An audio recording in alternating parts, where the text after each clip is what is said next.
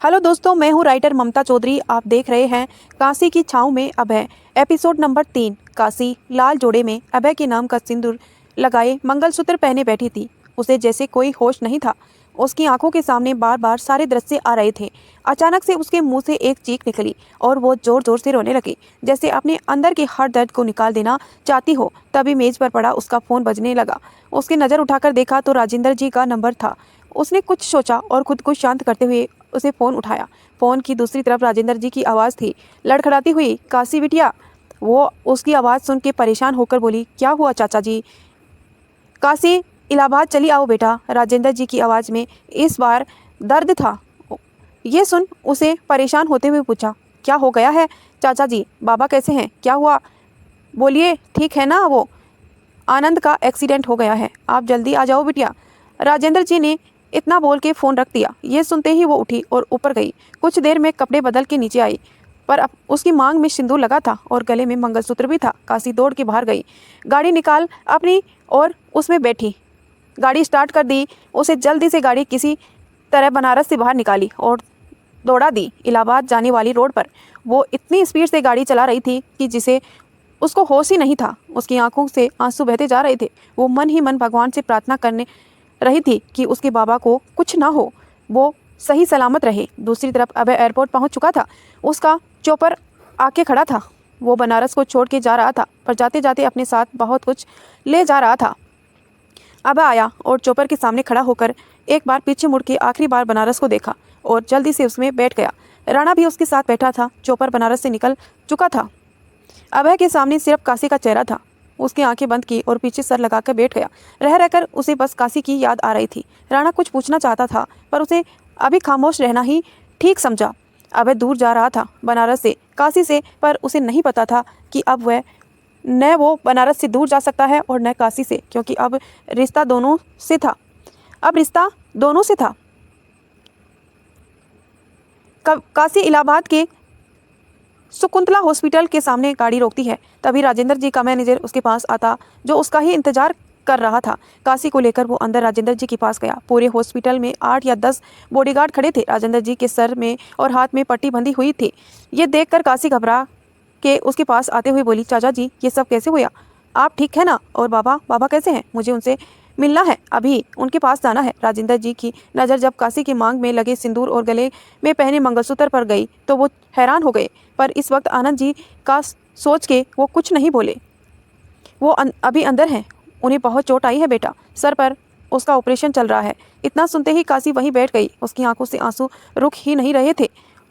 उसे ऐसा रोते हुए देखकर राजेंद्र जी ने उसे अपने सीने से लगाते हुए कहा, मत रो मेरी बच्ची, सब ठीक हो जाएगा, कुछ नहीं होगा उसे। डॉक्टर आनंद अंदर आए। आनंद जी की जान बचाने में लगे थे, पर खून रुकने का नाम नहीं ले रहा था। 2 घंटे हो गए थे, पर अभी तक कुछ पता नहीं चला था। काशी और राजेंद्र जी दोनों ही बैठे हुए थे। कुछ देर बाद जब डॉक्टर बाहर आए तो काशी भाग के उसके पास गई और उनसे पूछा, कैसे हैं मेरे बाबा? ये बोल उसे आशा भरी निगाहों से उसे देखा। जी माफ़ करिए, पर हम उसे बचा नहीं पाए, डॉक्टर इतना बोल के चले गए। ये सुन काशी बेसुध सी गिरने को हुई, पर राजेंद्र जी ने आकर उसे संभाल लिया। उसकी ज़िंदगी जैसे एक पल में हवा के झोंके के साथ बिखर चुकी थी। वो वहीं बैठ के रोने लगी। राजेंद्र जी उसे अपनी बाहों में ले लिया। इस वक्त उसकी आंखों से भी आंसू रुकने का नाम नहीं ले रहे थे। वो समझ नहीं पा रहे थे कि क्या करूं। काशी आज अनाथ हो गई है। उसकी ज़िंदगी में जीने की बस एक उम्मीद थी, वो भी आज नहीं बची थी। वो जोर जोर से रोए जा रही थी। आज उसका रोना सुन के खुद लगता था महादेव रो पड़े हैं। पूरा हॉस्पिटल उसके रोने की चीख की आवाज़ों से गूंज रहा था। राजेंद्र जी की बाहों में रोते रोते काशी कब बेहोश हो गई उसे पता ही नहीं चला। राजेंद्र जी ने जब ये देखा तो परेशान हो गए और उसे उठाया और पास ही के एक कमरे में ले जाकर बिस्तर पर लिटा दिया। उन्होंने जल्दी से डॉक्टर को बुलाया और डॉक्टर आए और उन्होंने काशी का चेकअप करके कहा, कुछ नहीं, बस शॉक की वजह से बेहोश हो गई है। ये बोलकर डॉक्टर ने उसे इंजेक्शन दे दिया और उसका बीपी नापने चले गए। राजेंद्र जी बाहर आए और वहीं पर रखी चेयर एक बेंच पर बैठ गए। क्यों चले गए तुम? अरे इस फूल सी बच्ची के बारे में तो सोचा होता, कैसे जिएगी ये, कैसे संभाल पाऊंगा मैं इस बच्ची को अकेले? राजेश जी ये कहकर अपना मुंह अपनी हाथों में छुपाकर रो पड़े। कुछ देर बाद नर्स एक पेपर लेकर आई। सर, इस पेपर पर हस्ताक्षर कर दीजिए कि हम आनंद जी के मृतक शरीर को आपको दे सके। ये बोलकर उसके ने पेपर उन्हें दे दिया। राजेंद्र जी पेपर लेकर अपने हस्ताक्षर कर दिए। नर्स पेपर लेकर वापस चली गई। राजेंद्र जी को जब वापस से काशी का ख्याल आया तो उन्होंने सोचा कि अब कैसे उसे संभालना है। वो काशी के पास गए, उसे देखा, उसके मांग का सिंदूर, उसके गले का मंगलसूत्र देखकर वो बोले, कुछ तो हुआ है आपके साथ काशी बिटिया, ये सिंदूर मंगलसूत्र कैसे और क्यों? पर उससे पहले आप ठीक हो जाइए, हम और कुछ नहीं चाहिए, बाकी जो आप बोलेंगे वो होगा। सच्चाई क्या इस सिंदूर की, वो आप ही बता सकती हैं। सच्चाई क्या है इस सिंदूर की, वो आप ही बता सकती हैं। कुछ देर बाद काशी को होश आया। राजेंद्र जी उसके पास बैठे हुए थे। वो उठने के साथ ही अपने बाबा के बारे में पूछने लगी। राजेंद्र जी ने उसे संभाला और आनंद जी के मृतक शरीर के पास ले गया। काशी आनंद जी के शरीर को देखकर चीख कर रो पड़ी।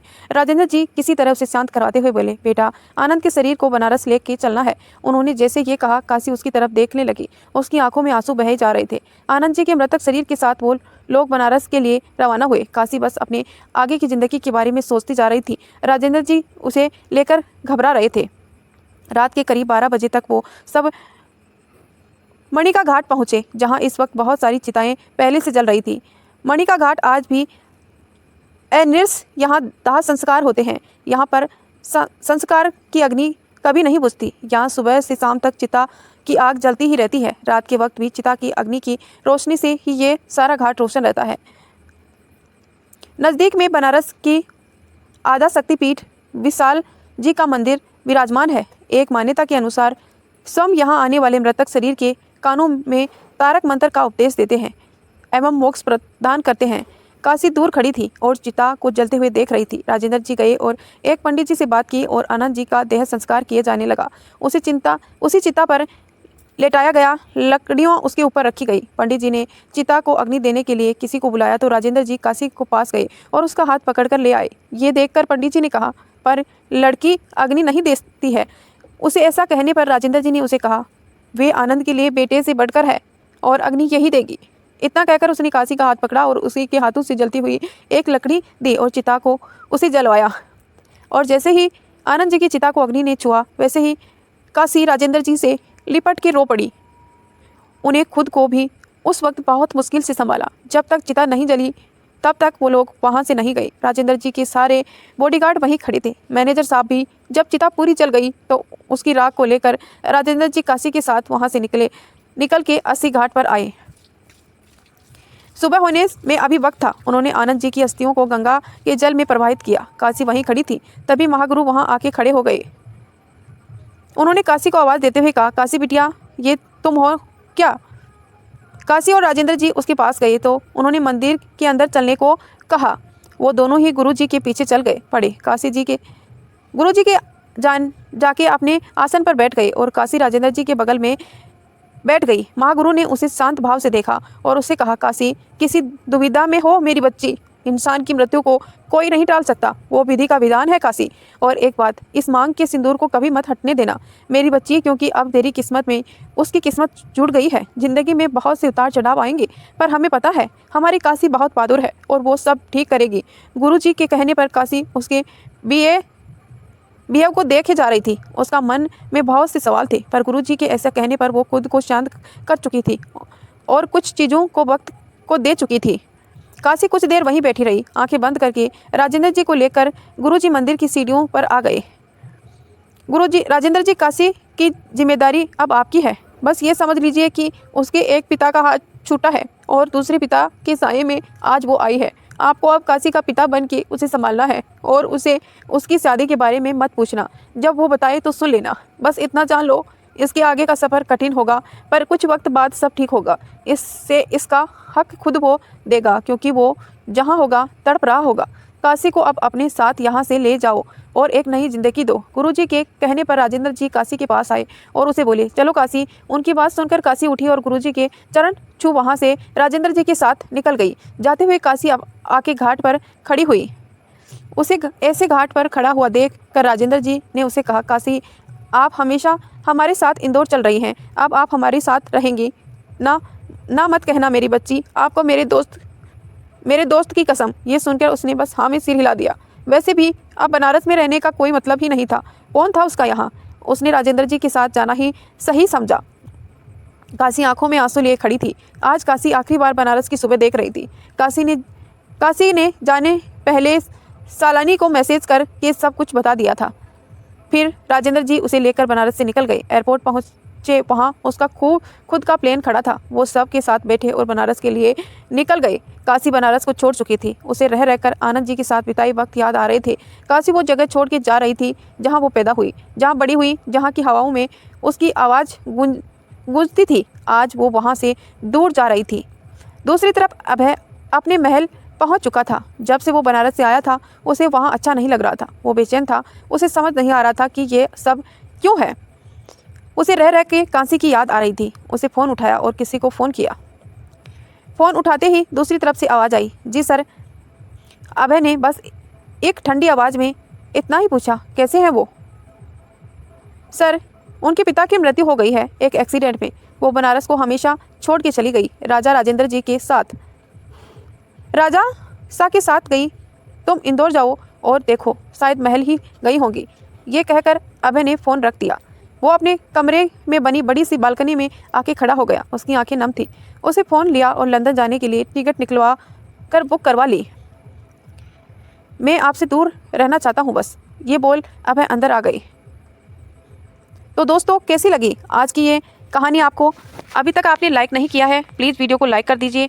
और अगर चैनल पर पहली बार हमारी कहानी सुन रहे हैं तो चैनल को सब्सक्राइब करके बेल आइकन प्रेस कर लीजिए। कमेंट करके ज़रूर बताना काशी और अभय की ये अनोखी लव स्टोरी आपको कैसी लग रही है। इंदौर शहर एयरपोर्ट, काशी इंदौर पहुंच गई थी।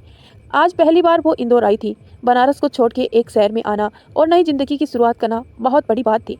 राजेंद्र जी जैसे काशी को लेकर निकले बाहर तो बहुत सारी गाड़ियां खड़ी थी। राजेंद्र जी काशी को लेकर एक गाड़ी के पास आए।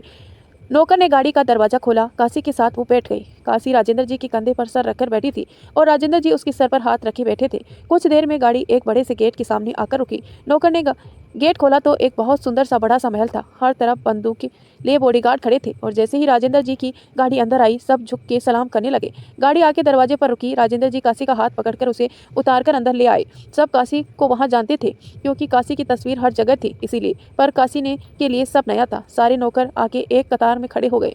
प्रणाम राजा साहब, सारे नौकरों ने बोला। प्रणाम, हमारी राजकुमारी का कमरा तैयार कीजिए। आज से ये यहाँ हमारे साथ रहेंगी। इसकी ज़रूरत का सारा सामान इनके कमरे में हो। राजेंद्र जी ने नौकरों से बोला, और आप तीनों हर वक्त इनके साथ रहेंगे और ये जो कहें इनको ला के देंगे। राजेंद्र जी सारे नौकरों को समझा रहे थे। काशी सर झुका के बैठी थी। राजेंद्र जी पास आए और उसे लेकर ऊपर बने एक बड़े से आलीशान कमरे में ले गए जहाँ पर ज़रूरत की सारी चीज़ें थी। बड़ा सा बिस्तर, उस पर बहुत सारी तकिया सलीके से रखी थी। चारों तरफ बिस्तर की नेट लगी थी गुलाबी रंग का। कमरे में आके काशी को राजेंद्र जी ने बैठा दिया। सारे नौकर कमरे में चले गए। काशी, ये आपका कमरा है बेटा, अब आप यहीं रहेंगी। राजेंद्र जी ने उसे सामने कुर्सी पर बैठते हुए कहा। काशी शांत थी। काशी, जिंदगी को आगे बढ़ा दो मेरी बेटा। आनंद भी आपको इसी तरह आगे देख रहा होगा तो कितनी तकलीफ हो रही होगी उसकी आत्मा को। मत दे दुख खुद को मेरी बच्ची। राजेंद्र जी के इतना कहने पर रो पड़ी काशी। राजेंद्र जी ने काशी को शांत किया और खुद सुला दिया और खुद चले आए उसके कमरे से। नीचे आए तो सारे नौकर खड़े थे। साहब, काशी बिटिया, ऐसे यहाँ क्या हुआ है? रघु काका ने पूछा। काका, आनंद अब इस दुनिया में नहीं रहा। काशी को हम अपने साथ ले आए। इतना कहकर राजेंद्र जी रो पड़े। काका ने उसे संभाला। साहब, मृत्यु से कौन भाग पाया है? अब आपको खुद को संभालना है क्योंकि अब काशी बिटिया हमारी जिम्मेदारी है। काशी बिटिया की शादी कब हुई? काका का ये सवाल सुन के राजेंद्र जी सोच में पड़ गए। काका काशी की शादी के बारे में कुछ नहीं पूछेंगे और ना ही इस महल में कोई चर्चा होगी उनकी। वो जिस तरीके से यहाँ रहना चाहती है रहेंगी। राजेंद्र जी ने महल के सभी काम करने वालों को बोला और वहाँ से चले गई। राजस्थान, अभय का ऑफिस। अभय अपने ऑफिस में बैठा और काम कर रहा है। तभी राणा जी आते हैं। हुकुम साहब, आप लंदन जा रहे हैं? राणा जी हैरान होते हुए पूछते हैं। जी, और कुछ महीनों वहीं से काम करूंगा अपना। इतना कह के वो अपना लैपटॉप बंद करता है और कोट पहनकर बाहर जाने लगता है। राणा उसके पीछे जाते हैं और दोनों आके लिफ्ट में चले जाते हैं। हुकुम साहब, आपसे कुछ पूछे अगर आज्ञा हो तो? राणा ने धीरे से बोला। यही ना कि हमने काशी से शादी क्यों की और करी तो ऐसे क्यों छोड़ दिया? अभय के बोलने पर राणा हैरान हो गई। राणा, काशी हमारे निगाहों से होते हुए हमारे दिल में बस रही थी, तुम जानते हो। राणा, काशी हमारे निगाहों से होते हुए हमारे दिल में बस रही थी। तुम जानते हो कि मेरी ज़िंदगी में दुश्मनों की कमी नहीं है। अगर उन्हें ये पता चलता कि वो कमजोरी है हमारी तो कुछ भी कर सकते थे उनके साथ, इसीलिए ये करना पड़ा। जहाँ होगी वो सही सलामत होगी। अभय गाड़ी में बैठ के जाते हुए बोला। तो आप लंदन क्यों जा रहे हैं? राणा ने पूछा। क्योंकि यहाँ रहे तो कदमों को रोक नहीं पाएंगे हम, अभय ने बाहर देखते हुए कहा। अभय महल आया और सामान पैक करके एयरपोर्ट के लिए निकल गया। वो एयरपोर्ट पहुंचा और अपने प्लेन में बैठ के राजस्थान से निकल गया। उसे खुद नहीं पता था वो यहाँ कब वापस आएगा। 1 महीना बाद इंदौर शहर। काशी अब खुद को संभाल चुकी थी। राजेंद्र जी को उसे अपनी शादी के बारे में भी सब बता दिया था, पर राजेंद्र जी ने उसके फैसले का आदर किया। काशी ने अभय के नाम को अपने साथ जोड़ा तो नहीं, पर उसके नाम का सिंदूर और मंगलसूत्र उसने कभी नहीं उतारा। अब वो राजेंद्र जी के साथ उसके ऑफिस में काम भी देखती थी और राजेंद्र जी का पूरा ख्याल रखती थी। राजेंद्र जी को भी जीने का एक जरिया मिल गया था और काशी भी उन्हें बाबा बोलती थी। अब वापस से काशी ठीक हो गई थी। वो हमेशा एक राजकुमारी के लिबाज में रहती थी। राजस्थानी लिबाज, मांग में सिंदूर, गले में बड़ा सा मंगलसूत्र और मांग टीका, एक गोल सा भरी हुई चूड़ियां, पैरों में पायल। राजेंद्र जी ने काशी को अपनी बेटी के रूप में अपना लिया था, इसलिए उसे उसी परंपरा में रहने के लिए कहा था। राजेंद्र जी ने आज राजेंद्र जी ने एक हुसैन पार्टनर घर पर आ रहे थे अपने बेटे के साथ काम के सिलसिले से। वो दोनों बचपन के दोस्त भी थे, इसीलिए इन दोनों के परिवार में काफ़ी घनिष्ठ मित्रता थी। काशी भी अपने कामों में लगी थी। छुट्टी का दिन था तो वो भी राजेंद्र जी के लिए अच्छा खाना बना रही थी। काशी रसोई से बाहर आई तो देखा कि कुछ लोगों के साथ रघु काका अंदर आ रहे हैं। काका, ये लोग कौन हैं? बिटिया, ये राजा साहब से मिलने आए हैं। विक्रम सिंह और माधवगढ़ इन्हीं की रियासत है और ये उसके बेटे विजय सिंह। काका ने उन दोनों की तरफ देख के इशारा किया। जी, हम अभी बाबा को बुला देते हैं, तब तक आप सब बैठिए। काका, इन सब के लिए जलपान ले आइए, काशी ने अपने सर पर दुपट्टा रखते हुए कहा। विश्व काशी को बहुत ध्यान से देख रहा था। वो काशी की खूबसूरती देख के खो सा गया। काशी के खुले बाल जो कमर तक आ रहे थे, राजस्थानी लिबाज उस पर बहुत भार आ था। काशी गई और राजेंद्र जी को बुला लाई। राजेंद्र जी आए तो विजय ने उसे पैर छुए। जीते रहे विजय। आप कब आए अमेरिका से? राजेंद्र जी ने विजय को आशीर्वाद देते हुए पूछा। अंकल जी, बस 2 दिन हुए, पापा आ रहे थे तो सोचा कि मैं भी आ जाऊं और आपसे मिल लूं। विजय उसके पास बैठते हुए बोला। तभी काशी सबके लिए चाय नाश्ते ले आई। इसे मिले, ये काशी है, हमारी राजकुमारी। राजेंद्र जी ने काशी का परिचय करवाया तो विक्रम सिंह और विजय थोड़ा हैरान थे।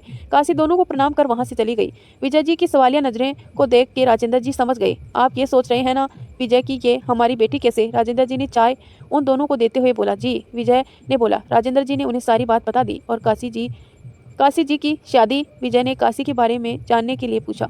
उनकी शादी के बारे में हम उनसे कभी नहीं पूछते और ना ही हक हमने किसी और को दिया है। काशी इस शादी को निभाना चाहती है, इसीलिए हम उनके फैसले का कदर कर रहे हैं, राजेंद्र जी ने उन्हें बोला और कप उठा के नीचे रख दिया। विजय काशी के बारे में सोचने लगा। काशी के बारे में जान के वो इतना समझ गया था कि काशी एक बहुत अच्छी दिल की लड़की है। कुछ देर राजेंद्र जी से बात करके वो सब चले गए। विजय जाते जाते काशी को देख रहा था जो कोई काम कर रही थी। विजय चला गया काशी को निगाहों में लेके अपने, पर काशी इन सब से बेखबर थी। रात का वक्त था। काशी अपने कमरे में सो रही थी। उसे रह कर सपने आ रहे थे। वो नींद में ही चीखने लगी। राजेंद्र जी भागते हुए अपने कमरे में आते हैं, काशी के सर पर हाथ रखकर उसे शांत करते हुए सुला देते हैं। इस सपने में दर्द को हम समझ सकते हैं। काशी पर माफ कर दो, हम कुछ नहीं कर सकते।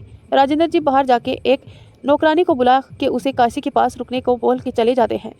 अगली सुबह उठ के काशी मंदिर में पूजा करती है और राजेंद्र जी के पास लिए खुद नाश्ता बना रही होती है। तभी विजय वहां आता है। काका उसे राजेंद्र जी के कमरे में ले जाते हैं। प्रणाम अंकल, विजय ने हाथ में फूल लिए बोला। आज सुबह सुबह यहाँ? राजेंद्र जी अखबार रखते हुए बोले। जी हाँ अंकल जी, और बल्कि आज नहीं, अब मैं आपके साथ हर दिन साथ में ऑफिस जाऊँगा, क्योंकि पापा जी का हुक्म है जो वो कल आपके सामने हमें देकर गए हैं। विजय ने थोड़ी मजाकिया अंदाज में बोला। बाबा चलिए नाश्ता लगा दिया है, काशी अंदर आते हुए बोली। गुड मॉर्निंग प्रिंसेस, और ये प्यारा सा गुलाब प्यारी सी प्रिंसेस के लिए। विजय ने एक गुलाब का फूल काशी की तरफ बढ़ा के कहा। आप यहाँ सुबह सुबह? काशी हैरानी से बोली। हाँ प्रिंसेस, और सॉरी, अब आपको एक जने का नाश्ता एक्स्ट्रा बनाना पड़ेगा, क्योंकि अब मैं रोज़ यहाँ से अंकल जी के साथ ही ऑफिस जाऊँगा।